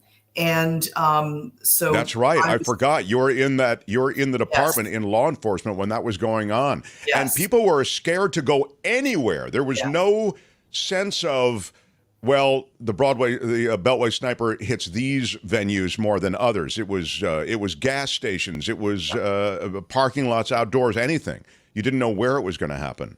Wow, I can't imagine. Yeah, go ahead. Well, he made it a point, after he was caught and they were interviewing, he said, I wanted to try to make it as random as possible. I wanted to terrorize everyone. So, people who were getting killed, they were young, they were old, they were every race, different religions. They were going about their business. They were going to the store. They were cutting their grass, getting gas, going to school. His message was, you are not safe, no matter who you are, no matter where you are, no matter what you're doing. No one's safe. It really was like an original form of terrorism before September 11th. That's such a great take on it. What did you guys do in law enforcement to try to affect the capture of that? And this is it's bringing me back to that time. Yeah. As you say, it was known around the world, and it was Washington D.C. Let's face it. I mean, it was the nation's capital, so it got even higher profile. Go ahead. Well, that's why now at that point in my career, I hadn't made captain yet. I was a lieutenant, but I was in charge of our public information office. So I was the poor schmo who had to go out in front of all the reporters and try to make sense of all this. That was my position. But because of that, I was in the Joint Information Center and the Joint Operations Center and all that because I had to be constantly briefed so that I would be able to speak to the public about it. And so also privy to what was going on investigatively. What was interesting, if you remember, the main guy, John Allen Muhammad, was he's the one who's mostly responsible. The other one was really just a child, but he also talked to the media. He would put things out. He would do these weird riddles and clues and leave them at the scenes. He would make the chief of police in Montgomery County say bizarre things. And I thought, if he wanted to engage the public and he wanted to get to the public directly. And I thought when I was doing the story, The Cipher, I thought, well, if that was going to happen in today's day and age, how would that be accomplished? And I realized, well, social media. That's exactly how I would do it. So that is basically kind of what I was doing when I wrote The Cipher. And so The Cipher, who is the serial killer, is just one person, but he uses social media to engage the public and he terrorizes the entire country. And so that's just kind of how I did it. But the inspiration was the terror and the fear that the entire region was going through. It's weird that we have in these serial killers and these random killers, we have this renaissance about those stories. You see Dateline is at an all-time high in terms of popularity, and there are a bunch of podcasts. We even do a segment here on true crime. And it's for you with a background in law enforcement and now as a writer crafting these narratives based at least informed in some broad way or some specific way, even as you just referenced, by your own experience. It has to be a weird thing. You know, I wonder if you can give me your take on where we are and why we have this kind of love affair with these stories. I think it's because we are fascinated by when people's minds go wrong. I mean, I've had to study a lot of brain science in order to be able to write about these things. But when people go wrong, and what I think is also interesting is that they walk among us, they look just like us. I wish they had a glowing red sign above their head, but they don't. And so I think that's part of what is fascinating, because it's like, how does this happen? How does someone do these things? And it turns out that, you know, some of the brain science that is coming to the fore now is showing that, you know, people who do those sorts of things really are wired differently, and they really don't have the empathy that a normal person would have, or I should say a neurotypical person would have. Is there a predictive tool that can be employed, even just in terms of law enforcement strategies, when it comes to dealing with these potential either serial killers or even these mass shooters? Predictive is very difficult whenever it comes to human beings, but I mean, depending on the neurologists that you will listen to, some of them think that there are definitely factors. In law enforcement, we can't really avail ourselves of any of that at this point. It's too preliminary for us, and it's almost better done after the fact. But when we are when we're zeroing in, so one of the things I did when I was at the National Academy in Quantico, I was there for 3 months, sort of embedded, living on campus. But one of the things that I did was I studied under the BAU, the Behavioral Analysis Unit. So for those who like to watch the show Criminal Minds, that's those people. And it was really interesting to sort of learn exactly how they kind of do like a psychological post-mortem, going and talking to all of these people about how they do what they do. And there are some things that they do have in common. And it really, in my opinion, it's a combination of nature and nurture. You may have certain tendencies, but they may not get activated depending on what it is that you go through in your life. Yeah, of course, that makes sense. The triggers are everywhere, and you don't know necessarily what they are. Wow, what an interesting life you've had. That Quantico world, the FBI world, the National Academy there, all these FBI agents who want to take on different roles, I suspect, in the agency. Some of them may not even be clear on what roles they want. When you watch it played out on television, there's a show called FBI, I think, on now. Is it laughable, or is there now more fact-based stuff? They're getting better as far as that goes. They have a lot of consultants, and I have a really good friend of mine, a retired FBI agent, and she is a consultant that, you know, tries to make sure they get the things right. One of the things I had to learn to do, I used to just grind my teeth every time I would watch cop shows, and I'm like, no, that's not how you do it. But as I am writing more books, and more of them are coming out and everything, it's like I understand that you have to take certain shortcuts. If you wrote everything the way it accurately does happen, first of all, it would be very boring, most of the book. But second of all, there'd be so many characters in the book, people would lose track of it, you know, because you do have this immense chain of command. And, you know, when you're on a large department, and Fairfax is a large department, so there's a lot of that, and readers or viewers just lose track of everyone. So after a while, you're like, okay, I can understand why in this scene they have the chief of police talking to a detective, even though that would never happen, because you just don't want to show the 18 layers in between the two characters. So I get it. I also get the challenge for you, a writer, to bring that to life. It's to bring those layers and a lot of those people that, you know, you're sort of talking about, the administrative chain. You have to bring it to life maybe in the form of a handful of characters. So for you, the challenge is ongoing. Excited to read A Killer's Game. Look at you with all these reviews. The reviews are spectacular. Maldonado keeps the plot boiling, and the body's dropping all the way to the end. Wow. It is intense, gripping, and compulsively readable. A Killer's Game goes from 0 to 90 on page 1 and never stops. There's a reason that this place is fun. Look at you. FBI agent Danny Vega is a heroine to cheer for. Tough, inventive, and highly capable. A winner. Says Meg Gardner, she's the number one New York Times bestselling author. You also are a bestselling author. You bestselling authors stay together, I guess. But she's amazing. She really is.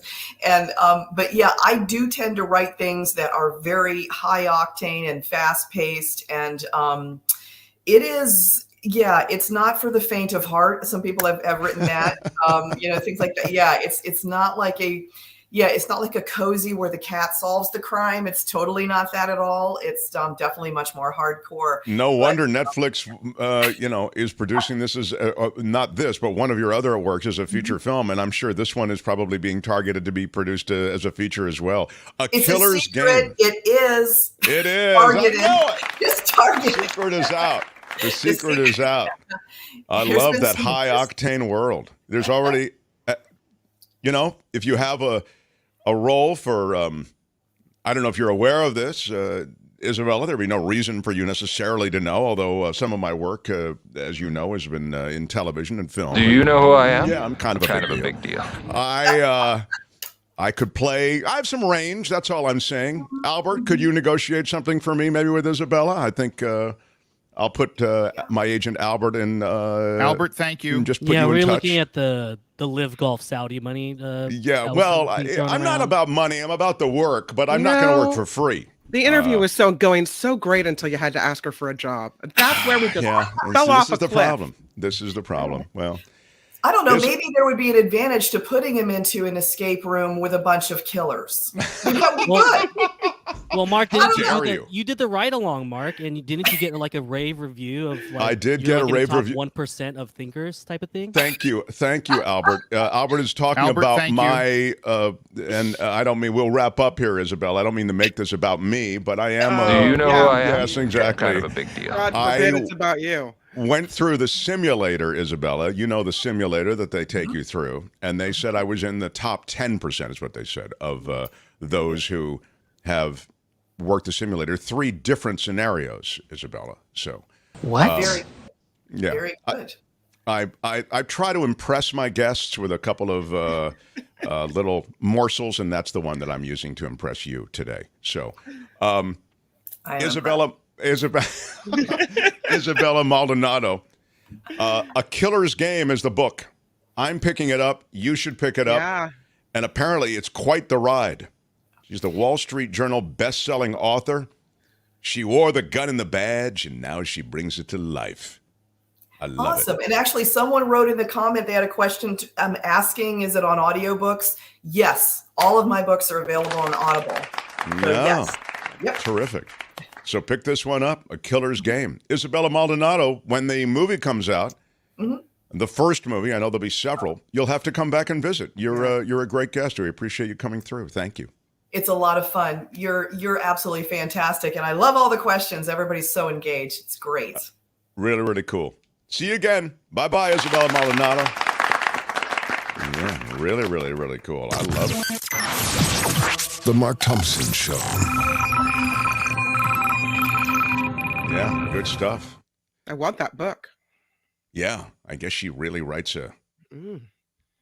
it's a thrill ride kind of book. I like a good thriller. Yeah. We'll take a break for Kim's News. And when we come back, I have news of media. Yeah. What? I had a little news of media earlier, but I've got some pretty big news of media coming up. So we'll get to that. Also, we'll handle some questions and comments. You know, when I'm doing the back and forth and when we're talking here like this, I can't really see the chat. So I'm counting on Albert and Kim to kind of bring those comments in. But I hope I haven't missed anything significant. I'm counting on you guys to, make that stuff show up on screen if it needs to. Kim, Let's smash the like button like a boss if we could, please. Smashed it with your iron rod. Yeah. The number of likes is important in the YouTube universe. It's a weird thing, but that's the way it works. And so thank you for showing us a little love. And thank you for the contributions that we will acknowledge before the end of the show. Mark Thompson Show. The Mark Thompson Show. It was great. I loved it. How would you handle this? We could try ignoring it, sir. Morning. You cannot say you love your country. Where are my weed smokers at? Stay at home and get baked.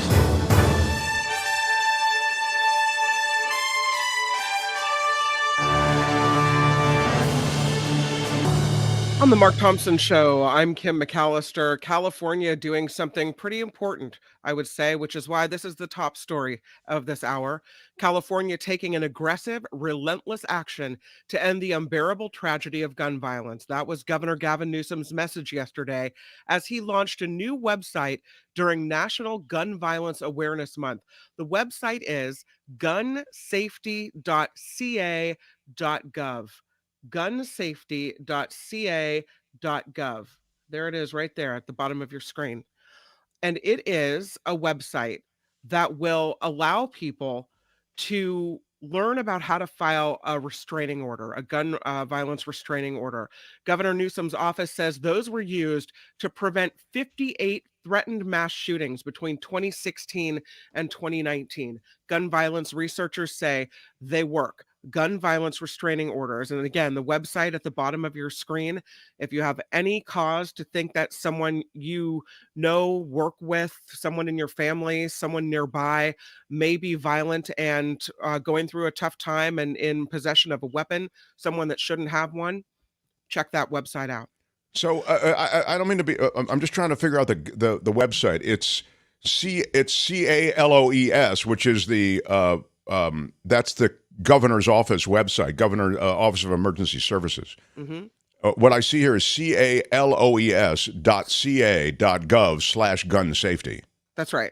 Okay. I just want to make sure that I have it right. Okay. Yeah, I would say caloes.ca.gov/gun safety. Well, that's an easier way to say it. I can see why you'd say it that way. caloes.ca.gov/gun safety. Yeah. Okay. Yeah. Okay. So there you have it.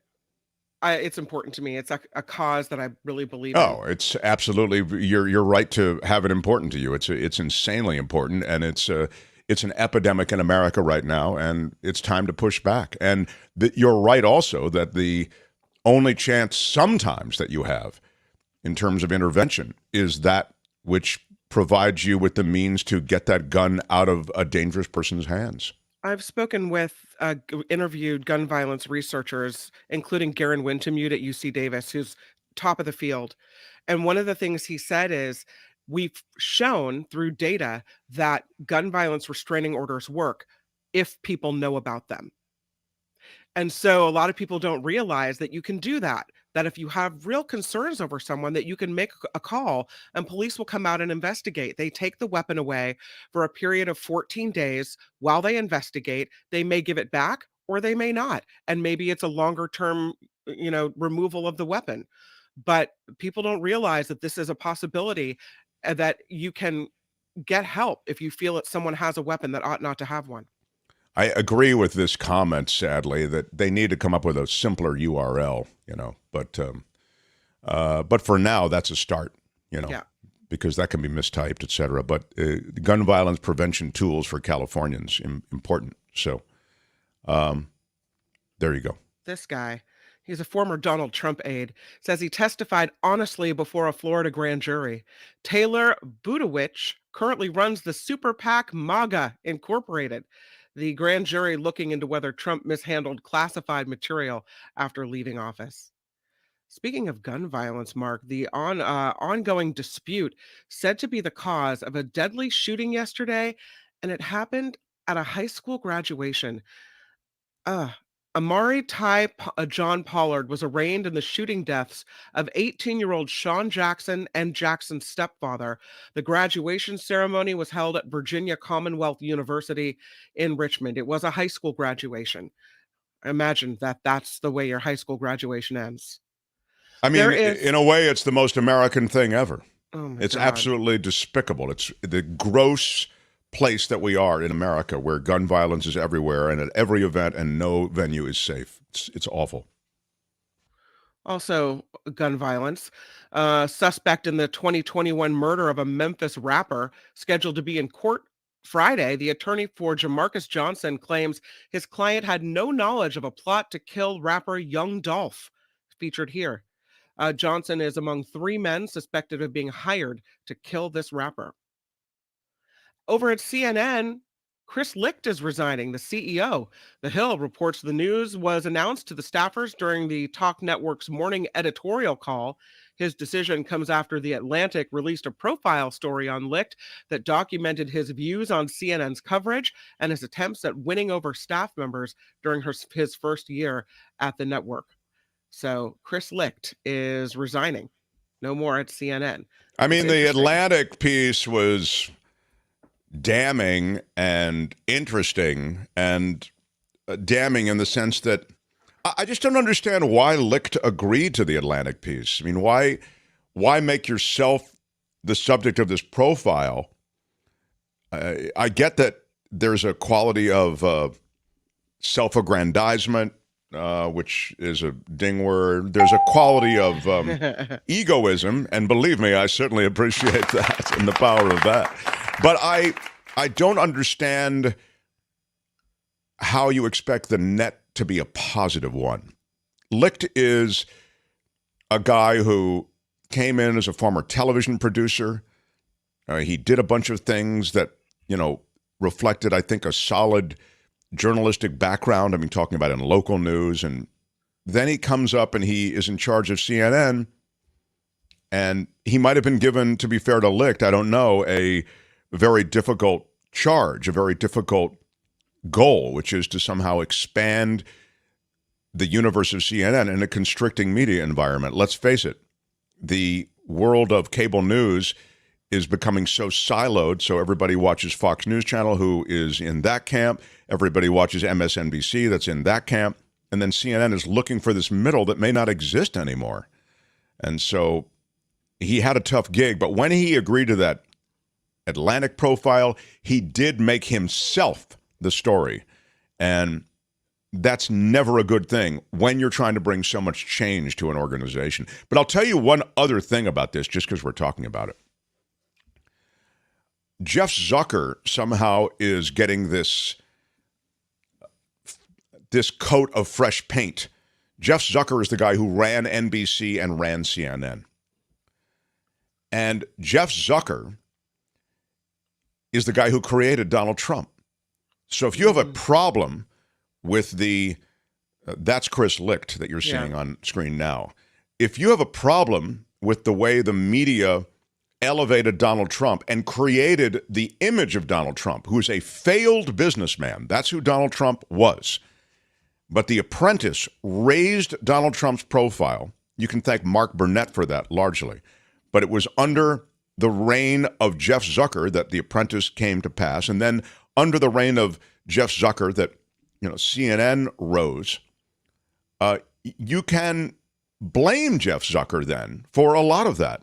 And so this fresh coat of paint, as I say, that Zucker's getting is in comparison to Licht. They're sort of going, remember the good old days with Jeff Zucker? Well, I mean, that may be your position, but let's not forget exactly what Jeff Zucker did. Jeff Zucker gave Donald Trump all that airtime. I mean, it's hundreds of millions of dollars worth of free airtime. Remember when they went to the empty podium at a Trump rally rather than cover a Bernie Sanders rally? Bernie Sanders had 20,000 people in an auditorium. It was more than an auditorium. It was almost like a stadium type thing, indoor stadium, in Vermont or in some New England state. And I remember on that night, instead of covering that, they covered the Trump rally, even though Trump hadn't shown up yet. It was an empty podium. They're just going to a reporter there and with an anchor doing a back and forth. So that's the Jeff Zucker that everybody is romanticizing now in the shadow of this Chris Licht thing. That's my thought on CNN. They've got a problem. There's Jeff Zucker. Mm-hmm. Look, I'm sure he's a nice guy, but I'm telling you, the idea somehow, the revisionist history that's associated with Jeff Zucker is crazy. He He's one of the reasons you got Donald Trump. So if you love Donald Trump, then give the guy some credit. But if you thought Trump was bad for the country, and I think that that's a indisputable fact, and created a sense of lawlessness and really became this governmental terrorist who's totally about self-serving, he was involved in trying to overthrow the government, then I think Jeff Zucker does have some blood on his hands. And he's being talked about now increasingly in relation to Chris Licht. Anyway, that's that. Pope. How's the Pope doing? Oh, well, he had to undergo abdominal surgery today, Pope Francis. A Vatican spokesman says the operation was planned by the Pope's medical team because of a hernia, giving the Pope recurring pain. The 86-year-old Pope apparently to remain in the hospital for the next several days. And lastly, your friend Tucker Carlson, former Fox News host, has debuted the first episode of his new show on Twitter. Carlson releasing just a 10-minute video on his Twitter Tuesday, offering commentary on the dam explosion in Ukraine. He criticized American news media, of course, and the politicians who have defended the U.S. involvement in Ukraine's war with Russia. The video viewed over 10 million times in the first 2 hours of its release. Wild. He's got a following, you know. Yeah. He's got a following. This report and this show funded by you. So we rely on you to help The Mark Thompson Show. You can find the Patreon and the PayPal links at themarkthompsonshow.com. I'm Kim McAllister on The Mark Thompson Show. The Mark Thompson Show.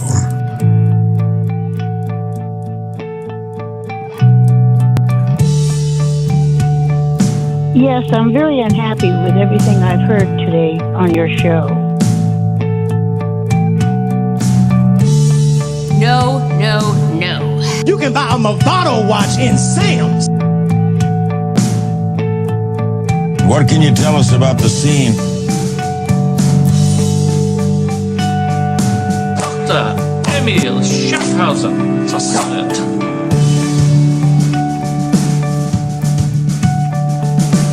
I prefer the Walmart parking lots. I'd come from regular stock. Receive the royal scepter. Receive the rod of equity and mercy. Thank you, thank you, thank you, thank you. Yes, we are wrapping up. Does Nikki have Nikki today, or Nikki Show does have Nikki? No, Nikki's show doesn't have Nikki today. It's me, and I only am going to do an hour of the Nikki Maduro show. So because it's right. 8th grade graduation today. Woo-hoo. Oh, that's exciting. Yeah. Well, that's very cool. Yeah. I don't think they had a graduation ceremony for my 8th grade. No? Huh. I don't recall it anyway. Yeah. Poor Mark. Yeah, it explains a lot, don't you think? When I was cheated out of those moments of jubilance, it explains my general sour demeanor. Yeah. Anyway, I congratulations. There's a reason that this place is fun. Right. Well, there's a fun to the feeling of being dejected and disenchanted. I got a cool, or I just want to mention it. I've received a lot of positive letters. An email. Let me take off my credibility glasses to see this. Love your show, Mark. Don't necessarily need the YouTube shout out. Just contribute anonymously.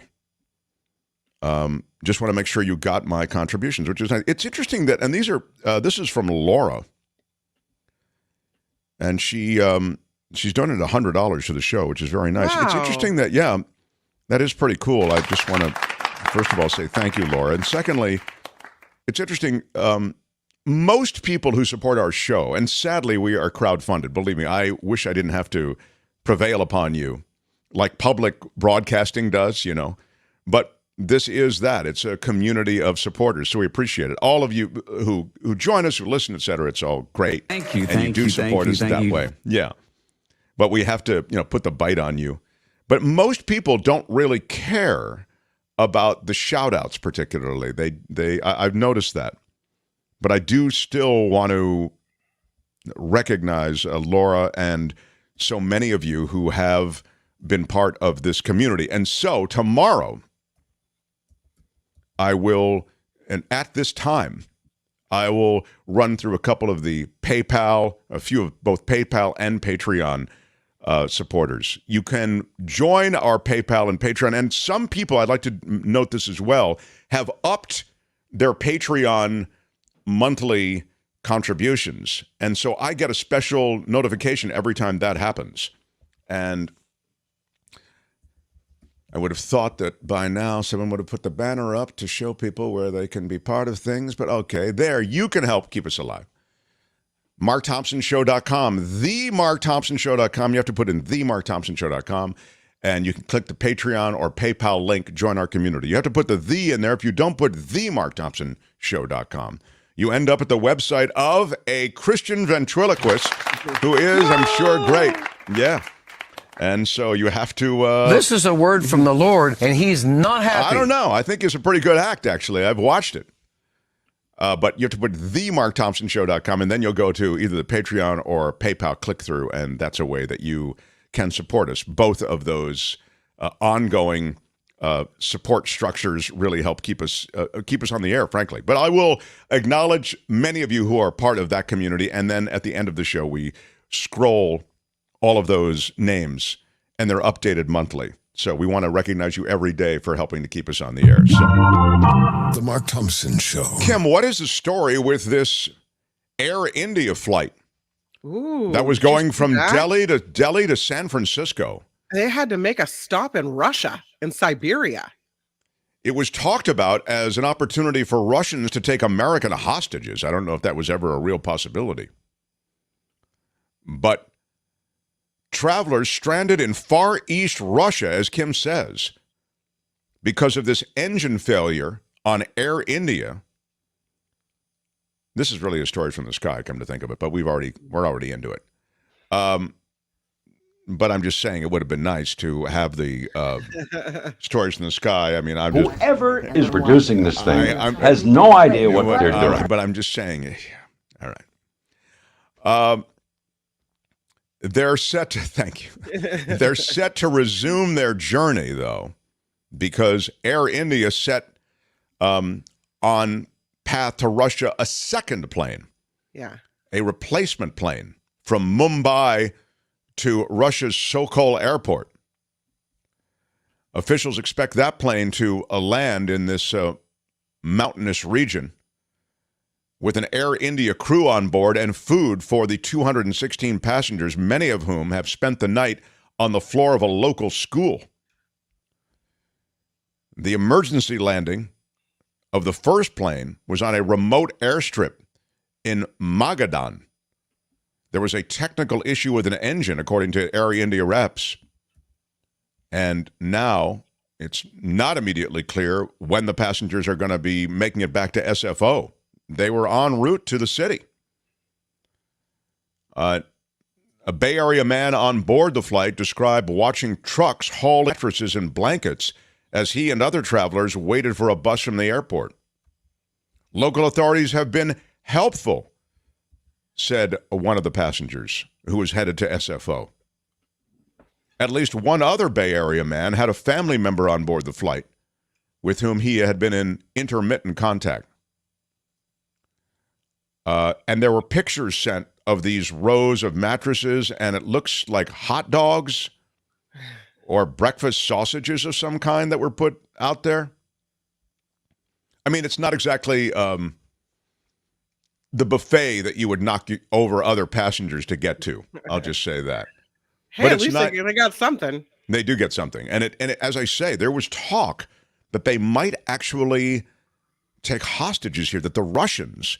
I mean, again, this might have just been a government narrative or whatever, that the Russians were considering taking hostages and how would that hostage negotiation go down and all of that. But it's pretty big time. I mean, I don't know, you always worry about that. Mm-hmm. How they got to Russia, because they're going that direction, right? They're coming over to get to SFO. I think, isn't that generally the way it works? That is. Yeah. They did say that they don't know, they can't release how many U.S. citizens are on board. But there's definitely fear because of, the U.S. response to Russia's attack on Ukraine, that these people could have been taken and thrown in jail. They're right in Siberia, right? Sure. So you're saying it's not a it's not a stretch, right? Yeah. I was looking at the COVID situation because there's this sort of sense that COVID is over, yet it's not really, as we know. And those people who are in communities that might be affected by COVID, I mean, I'm talking about older people and those with pre-existing conditions. Those people, some of them are becoming so severely ill that they're still being hospitalized. I'm talking with particularly with lung issues. And COVID's assault on the lungs is just beginning to be understood. It's apparently the damage from COVID can exist months and months and even years, they think, after the COVID infection has cleared your body. There is evidence that large parts of the lungs, large areas of the lungs, are essentially destroyed by the COVID virus and will never get back to normal. There is a series of these researchers essentially putting together a series of these various symptoms and the effects as they better understand the long-term effects of COVID-19. But these are not just elderly people and people in their 50s and people who are walking around with those lung and breathing apparatuses to help them through what is permanent COVID damage, doctors feel, in many cases. It's scary. Yeah. I was just looking at various scans, and it's pretty stark what you're seeing in all of that. So, anyway, that's a little something on the ongoing effects. I consider COVID-19 still out there. I also consider it a relevant story from a health standpoint, and I even consider, just because there are federal rollbacks of COVID-19 related programs, I consider it something that the government should very well underwrite and should be very much part of supporting. That is COVID-19 treatment. I still think if you want vaccines, you should be able to get them. And I even feel as though COVID-19 treatment, health treatment, should be available to those who need it. And it should be fully insurable. This is a pandemic that continues, and just declaring mission accomplished is not good enough. But I understand that's kind of where we are as a culture now. The Mark Thompson Show. You mentioned the wildfire smoke in New York and in the Northeast. And you also mentioned, Kim, the simplicity, if you will, of protecting yourself. Now, this isn't a way to, it's not a get out of jail free card, but you have the N95 masks. Right. And they are saying they do work. They're also saying don't exercise or perform strenuous activity. These are the scenes from New York. If you need to go outside, wear a tight-fitting mask, like an N95, they say. Smoke's so thick, they've got a ground stop at LaGuardia. And when the air's that dirty, you got to mask up. So right. I mean, we know it in the Bay Area and California. Yeah. Then and by the way, if you don't have an N95 mask, and kids typically don't have N95 masks because they're not fitted for kids usually, a KF94 can help. And also they say, and this is the reason I mention it, that you breathe through a wet cloth. Wait a minute. Is that right? No, I'm sorry. That doesn't sound right. The agency said that breathing through... You want me to what? The agency said that breathing through a wet cloth would not protect children from smoke. I'm sorry about that. You I don't get it. I don't get it. You're right. I didn't. My bad. I'm sorry. I made notes, and my notes were not thorough, so I apologize. Yeah, no. Keep your windows closed. An air purifier like a HEPA filter can help. Mm-hmm. And those are all things that they are looking at. I am mentioning it here because you know what? Our season is starting, and we've lived through it a lot, and we'll live through it again. So I mean, here in the Bay Area, we had some warm weather mixed in with some very random thunderstorms the past couple of days, and that immediately alerts my, oh shoot, this isn't good. Right. It happens. You're right. That dry lightning can just can make it happen big time. Did you see last thing that Pete Davidson got into it with PETA over this Cavapoo dog that they picked up at a shop in New York City? Pete Davidson from SNL, he's 29 years old. I guess he left this voicemail for PETA saying, F you, suck my right? Yikes. The vice president of PETA was after Pete Davidson for buying a puppy from a pet store and a breeder instead of adopting at an animal shelter. He went into this pet store and bought this dog with his girlfriend. Who's his girlfriend, Albert? Chase. I mean, it changes all the time, so I'm not sure which what's the flavor of the month this time around. Is it Chase Sui? Yeah, Chase Sui, S-U-I. Yeah. But it is true. Albert's right. He does have he does a volume business in the female department. I mean, I did a Google search, and the first suggested term was girlfriend list. So I hadn't even typed in girlfriend yet. I just typed in Pete Davidson. Oh, wow. Yeah. Well, the heart wants what it wants, and then it wants something else, and then something else, and then something else. But there he is. He left an unhinged voicemail to PETA where he screamed, F you, suck my, after it criticized him for buying a puppy from a pet store instead of adopting from an animal shelter. He was spotted picking up the new dog from a breeder in New York City alongside his actress girlfriend. Chase Sui wonders. But the vice president of cruelty investigations at PETA expressed her disappointment at his decision not to adopt a dog instead of buying one.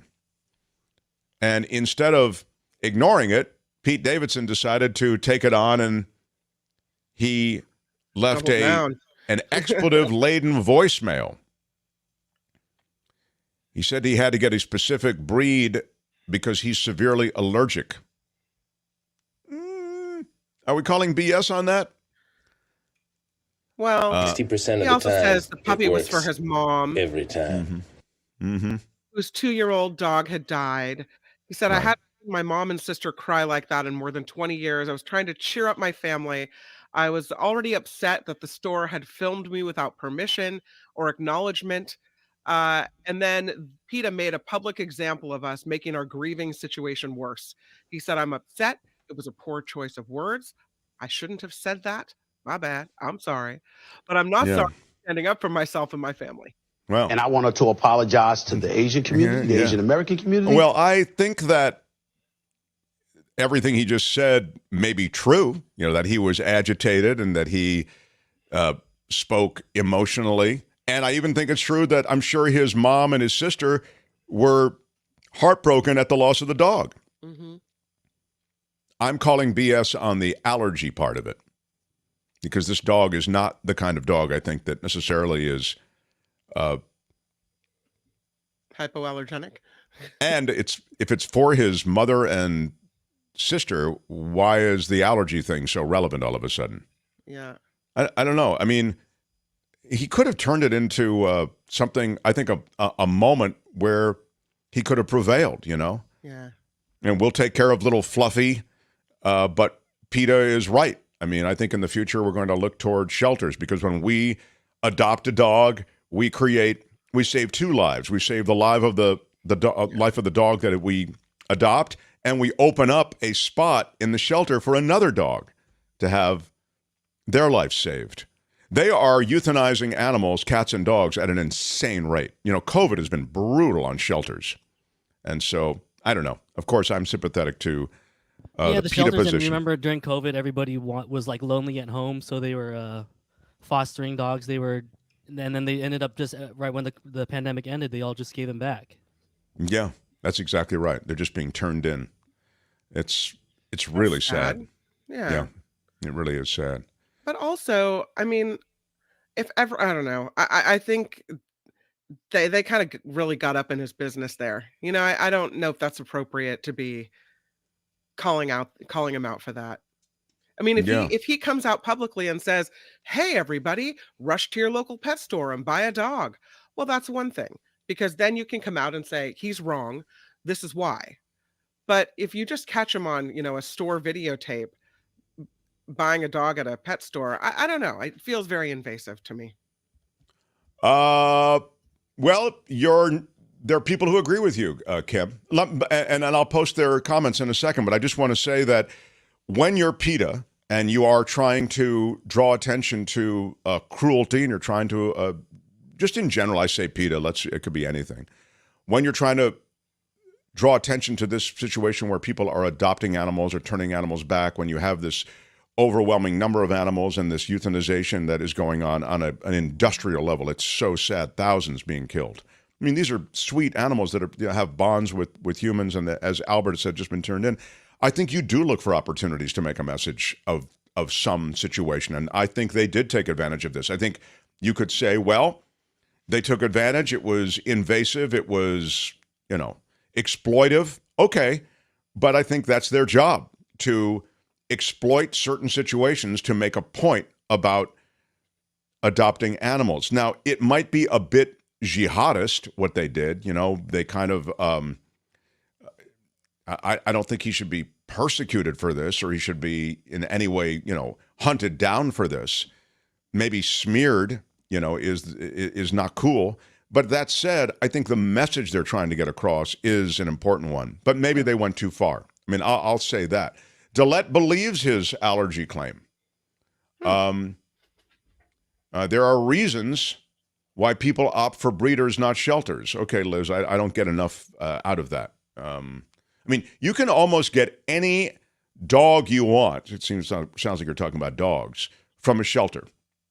Well, I want a French bulldog. They're French bulldog shelters. Well, I want an English bulldog. They're English bulldog shelters. Well, I want a German shepherd. They're German shepherd shelters that exclusively deal in those breeds. I mean, exotic breed shelters do exist. So he lives with his mom. Exactly. That's why I don't buy the allergy thing. Yeah. Idiot folks ran out to get pets, then got tired of them. It's sad. It's true. You're wrong, Mark, says Lori. I always gravitate to people who feel that I might be wrong. It happens so seldom that I am wrong, Kim, that I like to read comments that lead with, "You're wrong, Mark." Lori says, "You're wrong, Mark." Most of the hypoallergenic dogs are some kind of poodle mix. They have poo in their title, and you need to get them from a breeder. Well, Lori, I will tell you, honestly, I don't know whether you're right or wrong.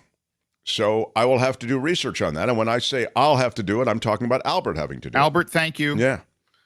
So will you research that, please, Albert? Here's what I think is kind of rotten. You can see this is a video of Davidson and his girlfriend at the dog place at the pet store. Right. And it's taken from behind the cash register, which would indicate it's some type of store security camera or store footage. And that, I think, is not cool for the store to be doing that and maybe selling video or selling footage or, somehow giving it to people. I would never go to that store again if I was him. I think there's a kind of a boundary that was crossed there. Yeah, I mean, I agree with that, with the boundary thing. I do. But I don't necessarily... This is a story that has several layers to it. I agree with the boundary thing. I agree with the photographing somebody who doesn't know they're being photographed. I agree with all of that. But what I'm saying is taking the moment and trying to underscore the importance of adopting dogs from shelters. I don't blame them for that either. So, but you get Karen agrees with you. I don't know what agrees with you mean. But Randy, of course, agrees with you because he likes to always just disagree with me on everything. But yeah, so... Yeah. All I'm trying to say is seizing that moment to send the message I agree with them on. Taking the video that was taken, as you say, and the way it was, I don't agree with that. I'm not for that. So, anyway, that's the story on that. Albert, did you find out about? Will you find out about the hypoallergenic thing? Will you look at that? Maybe. Yeah, there was I shared the screen. There was a whole bunch of dogs listed there, including poodles. So okay. Poodles So there are. So you're saying there are many dogs that are hypoallergenic. Yes. Yeah. Okay, that's it. Albert, thank you. Very Albert, much. thank you. Yes, very much. I'd like to recognize some people who stepped up with super stickers and super tap out. Wes, who's there almost every day for us. Big shout out. Yeah, Wes throwing us a $5. Wes, do we have to connect, I think, have you on the show? We're having, because Wes is he's a tech ninja. Anyway, that's still to come. I believe that's right. I'm so sorry. I've gotten a little behind. Jack Smith's indictment narrative will be page turner, says John Anderson. This is in a super chat. John with $10. Thank you. When the public fully understands what he did with the secret documents, Trump, he means, all but his most ardent cult members will be shocked. Ooh. Coming soon. Wow, what a tease from John Anderson. Yeah. You think that he was trying to sell those documents to personally benefit? Blackmail with those documents? This will be very interesting. Great tease, John Anderson. Thank you. Eric Jew says, greatest talk show on the planet. You keep me informed. Thank you. I'd like a little more of that, Eric. And a little less of Randy. I agree with Kim. I agree with Kim. Randy. There you go.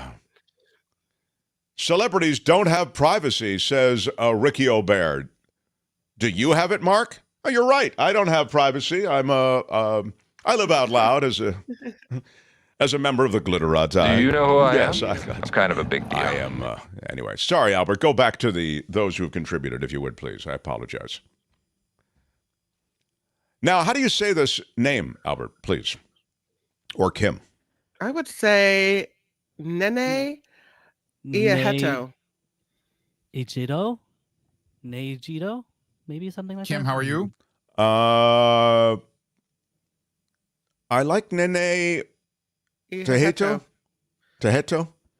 I am so gratified and humbled by the super sticker. For $50, I have to say, receive the rod of equity and mercy. I do offer the rod of equity and mercy to Nene, and I hope that we're not butchering your name too horribly, although I feel we might be. My bad. Tell us how to say it in the chat. Yeah, we want to know. Get it right. Yeah, we'll get it right. Yes, please correct us, and then we can stand corrected. I stand corrected. Yeah. Albert? Kim? Yes. I almost don't know what to do. I feel like I don't want it to be over. That's exactly the feeling I have. Mm-hmm. And I don't know what to do about that feeling. And I'll tell you, at certain points during the show, I thought I do want it to be over. That was very weird that I would, yeah. What? Then I snap back in and I'm not gonna cry. But I feel Nene and all of those who've been so generous in supporting us today deserve the best show we can muster. We've had controversy. Yeah. We even had some controversy here within the crew. I mean, when I have Kim, who's always looking to disagree with me, I don't know if it reflects some underlying hostility. Good day, sir. Yeah. Albert and I reviewed the golf situation with a lot of the Saudis today. Iron horror, sucker. I don't know. It was a crazy, crazy day, wasn't it? Saudi Arabia pays cash. Yeah. I'm Shadow Stevens for The Mark Thompson Show. Bye-bye. We are going to be here tomorrow. Bye-bye. We have a very big show tomorrow. I hope you'll join us. And until then, bye-bye.